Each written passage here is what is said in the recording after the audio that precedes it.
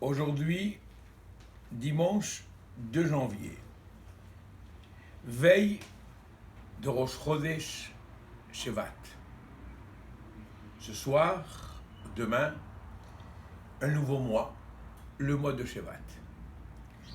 Que celui-ci est composé de 3 lettres, Shin, Bet, Tet.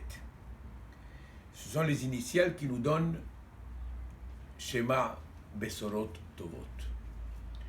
Que l'on puisse entendre désormais que des bonnes nouvelles.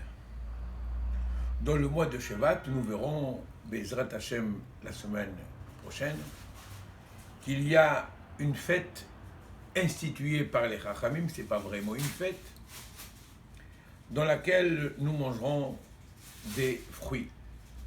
Mais cette fête, c'est Rosh Hashanah. Eh oui. Rosh Hashanah, la Ilanot. C'est le nouvel an des arbres, le 15 du mois de Shevat. Mais d'après un avis dans la Gemara, ce n'est pas le 15 de Shevat, Rosh Hashanah, parce qu'il y a plusieurs Rosh Hashanah dans la Torah, il y en a 4. Nous connaissons le premier Tishri, où on se souhaite Shana Tova, mais il y a d'autres. Le premier Shevat, donc demain, 2 jours de différence avec l'année civile, la nouvelle année civile dans laquelle nous sommes actuellement. En tout cas, cela ne nous empêche pas de se souhaiter des meilleurs jours que l'année dernière, des meilleurs moments, et que l'on puisse vivre comme auparavant, sans que nous ayons cette plaie autour de nous, qui malheureusement nous suit sans arrêt, qui est le Covid.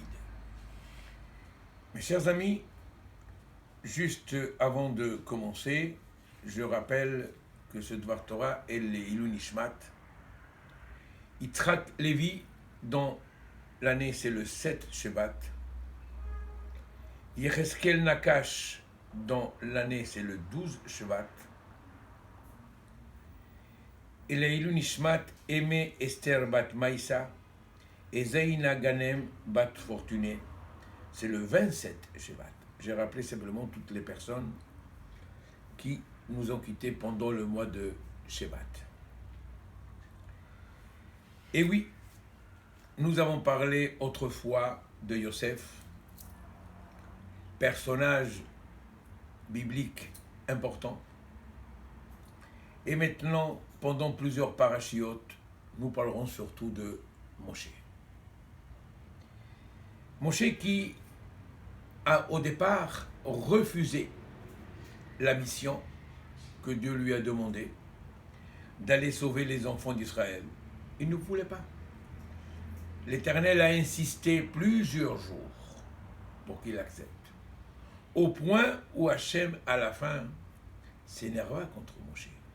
C'est là que Moshe a accepté, difficilement, mais il a accepté. Très bien. Moshe a accepté cette mission d'aller sauver les enfants d'Israël. C'est très bien.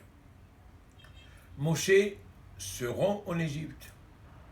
Malgré que on cherche à le tuer, Dieu lui a promis de ne pas s'inquiéter. Effectivement, Moshe arrive jusqu'au palais. Moshe demande au roi d'Égypte de laisser sortir les enfants d'Israël. Et c'est là que commence une très longue discussion entre Paro et Moshe. Et Paro, évidemment, ne veut pas. Non seulement qu'il ne veut pas, mais à partir du moment que Moshe est intervenu en Égypte, auprès de Paro, et auprès aussi des enfants d'Israël, Paro va être encore plus cruel. Paro va être encore plus mauvais envers les enfants d'Israël. Il va augmenter les travaux, il va les obliger à travailler beaucoup plus qu'auparavant.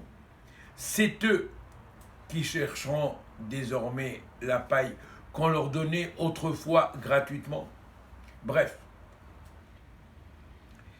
Paro va être davantage mauvais. Et tout ça à cause de l'intervention de Moshe. Mes chers amis, Moshe Rabbeinu n'a pas supporté. Il n'a pas supporté et Moshe retourne vers Dieu et lui dit une phrase très difficile à comprendre, très difficile à avaler, qui est la suivante. La mahareota la amazé. C'est le dernier verset de la paracha de Shemot. Pourquoi tu fais du mal à ce peuple? Tu es fautif. C'est toi le fautif. Si tu ne m'avais pas demandé de venir chez Paro, la situation aurait resté comme auparavant. On n'aurait pas aggravé la situation comme on l'aggrave actuellement. À cause de toi. Donc tu es fautif. La première question que l'on peut se poser est la suivante. Pourquoi Moshe est, entre guillemets, insolent envers Dieu, au point que Dieu va s'énerver envers lui et va lui dire Ata tir'e. Maintenant tu vas voir, je vais commencer à envoyer les plaies en Égypte, tu vas assister aussi à la délivrance des enfants d'Israël d'Égypte aujourd'hui. Maintenant, tu vas assister, mais malheureusement tu n'assisteras pas non à la rentrée des enfants d'Israël en terre promise. Tu vas assister à un événement et pas au deuxième événement qui est très important. Dieu s'énerva avec Moshe. Mais la question, comme je dis, pourquoi est-ce que Moshe est insolent de cette façon envers Dieu? Pourquoi il ne s'adresse pas aux enfants d'Israël eux-mêmes en leur disant « Messieurs, si vous voulez que la situation s'améliore, prenez conscience, faites teshuva.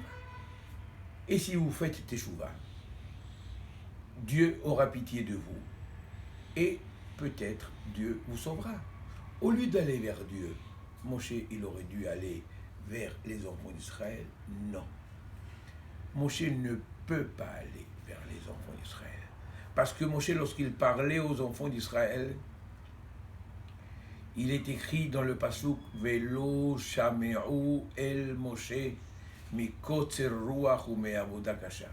Ils n'ont pas écouté Moshe. Ils n'ont pas écouté. À cause de quoi? À cause de travaux durs, je comprends. À cause de l'esclavage, je comprends. Mais le pasuk ne nous dit pas seulement à cause de l'esclavage, ils n'ont pas écouté Moshe. Mikotzer ruach, parce qu'il manquait de spiritualité. Ils étaient très très loin du judaïsme, les enfants d'Israël. Les enfants d'Israël étaient totalement bouchés. Ils ne voulaient absolument rien accepter de personne, rien entendre de personne. Ils se trouvaient dans une situation tellement pénible qu'ils ont perdu malheureusement tout espoir d'être sauvés. Vous savez, cette même situation, les Juifs malheureusement l'ont connue pendant la guerre. Ils ont connu ceci pendant la guerre. C'est la raison pour laquelle nous ne pouvons en aucun cas juger nos frères Ashkénazes, les Ashkénazim, eux, qui souvent sont très très très loin du judaïsme et qui ne veulent absolument rien entendre parler. Parce qu'ils ont vu de leurs propres yeux des atrocités. Si ce n'est pas eux, c'est leurs parents. Ils ont vu des atrocités et ils ont malheureusement renié à tout espoir d'être un jour sauvés. On raconte une petite anecdote sur le Admour Misatmer. Lorsqu'on venait lui demander une bracha, il disait à la personne, allez-y. C'est cette personne qui se trouve à la synagogue. Il y avait un monsieur, simple, qui venait tous les jours prier, mettait les tuilines, mais il était tatoué dans le bras, il avait un numéro. Oui, c'était un rescapé de la Shoah. allez-y lui demander à lui une bracha. Parce que si il vient actuellement mettre les tuilines, malgré tout ce qu'il a vécu, s'il vient actuellement prier malgré tout ce qu'il a vu, c'est qu'en vérité il a une foi terrible, une très grande émouna, et j'en suis persuadé que sa prière va directement au ciel. Allez-y lui demander à lui donc la bracha. Donc si Moshe ne s'est pas adressé aux enfants d'Israël parce qu'il savait que la porte était fermée. Il savait que les enfants d'Israël ne pouvaient pas du tout l'entendre. Mais Moshe ne pouvait plus supporter. Ne pouvait plus supporter que un Ben Israël, un seul, puisse souffrir comme il souffrait. Et c'est pourquoi il s'est emporté en disant ceci à Akadosh Baruch Hu. Vous savez, Akadosh Baruch Hu dit à Moshe Rabbeinu, tu sais, on vient de s'associer ensemble dans une entreprise qui s'appelle Délivrer les enfants d'Israël. Il n'y a que quelques jours qu'on se connaît. Il y a quelques jours qu'on s'est associés. Il y a quelques jours que tu viens de signer le contrat pour aller sauver les enfants d'Israël. Et tu veux déjà que je les sauve. Tu es impatient. Dans la vie, pour réussir, pour aller de l'avant, il faut de la patience. Les gdolim de ce monde, les grands de ce monde, ne sont pas arrivés du jour au lendemain à être très grands. Ils ont travaillé sur eux, ils ont travaillé jour après jour, mois après mois, année après année. Ils ont eu de la patience jusqu'au moment où ils ont pu réussir. Ils ont pu réussir. Mes chers amis, nous avons une femme dans la Torah, une merveilleuse, une femme que vous connaissez tous, s'appelle Ruth. Une femme qui au départ elle était non-juive, était une princesse, la fille du roi de Jordanie de l'époque, et qui s'est mariée avec le fils de Naomi, avec un juif. S'est converti, certes, mais malheureusement, quelque temps plus tard, sans être enceinte, sans avoir d'enfant, une jeune femme qui a laissé tomber toute sa famille, toute la richesse matérielle, et elle est partie rejoindre une famille totalement inconnue, un pays totalement inconnu, les enfants d'Israël. Cette femme, par la suite, malheureusement, va perdre son mari. Elle va perdre son mari, elle était jeune. Sa belle-mère lui dit, écoute, tu es jeune, tu es veuve, retourne chez tes parents, tu peux refaire ta vie. Elle lui dit, pas du tout. Ton Dieu, c'est le mien. Où tu iras, j'irai. Seule la mort pourra nous séparer. Et elle a accompagné toujours sa belle-mère. Je raccourcis l'histoire de Ruth. Et elle va se marier avec un vieillard. Oui, un vieillard. Et elle est restée mariée avec lui qu'une seule nuit. C'est là qu'elle est tombée enceinte. Elle va donner naissance à qui? Elle va donner naissance plus tard au roi David, David Ameler, qui lui va donner naissance au roi Salomon, qui va lui construire le Beth Amikdash. Voyez, mes chers amis, Ruth, elle a eu de la patience. Et puisqu'elle a eu de la patience a payé. La patience a été bénéfique pour elle. Elle n'a pas n'a pas couru, n'a pas dépassé les étapes. Peu à peu, peu à peu, peu à peu, jusqu'au jour où Hachem lui a vraiment, vraiment récompensé en ayant ce descendant qui va s'appeler le roi David et Shlomo Ameler, le roi Salomon. Mon cher Rabbeinu, et il n'a pas été patient. C'est vrai, il ne pouvait plus supporter la souffrance des enfants d'Israël. Mais il aurait dû être un peu patient. Il vient de connaître Dieu. Il y a des étapes.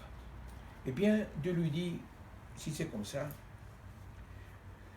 à partir de maintenant, je vais envoyer les plaies. Il y aura étape par étape, il y aura des plaies. Une derrière l'autre, une plaie derrière l'autre, mais tout le monde se trompe. Tout le monde croit que toutes les plaies que Dieu a envoyées, c'est pour punir les Égyptiens. C'est vrai. Il y a eu des punitions dans toutes les plaies envers les Égyptiens, c'est vrai. Mais c'est surtout pour faire comprendre aux enfants d'Israël à travers chacune de ces plaies. Parce que Dieu a bouleversé la nature, que ce soit le feu, que ce soit l'air, que ce soit les vents, que ce soit l'eau. Il a bouleversé toute la nature en envoyant ces plaies pour que les bénis Israël puissent prendre conscience qu'il existe un Dieu sur la terre et que c'est lui tout-puissant. Les bénis Israël étaient tellement, comme j'ai dit auparavant, tellement loin du judaïsme que rien ne pouvait les faire changer. Alors maintenant, en voyant plaie après plaie, miracle après miracle, un seul n'aurait pas été suffisant. Deux, ça n'aurait pas été suffisant. Dieu a dû envoyer 10 plaies en Égypte pour que les bénis Israël finissent par prendre conscience que l'Éternel est le maître de l'univers. Et c'est à ce moment-là, lorsque les enfants d'Israël vont croire en Hachem et en Moshe, comme il est écrit dans le Passouk, Vayaminu Bachem ou Moshe Avdo, à ce moment-là, Dieu va intervenir pour pouvoir les délivrer. Qu'Hachem nous aide à nous tous à pouvoir traverser, même actuellement, des moments difficiles. Mais ne perdons pas espoir, soyons patients et un jour nous verrons vraiment la lumière au bout du tunnel et nous serons sûrement récompensés. Shabbat Shalom à vous tous.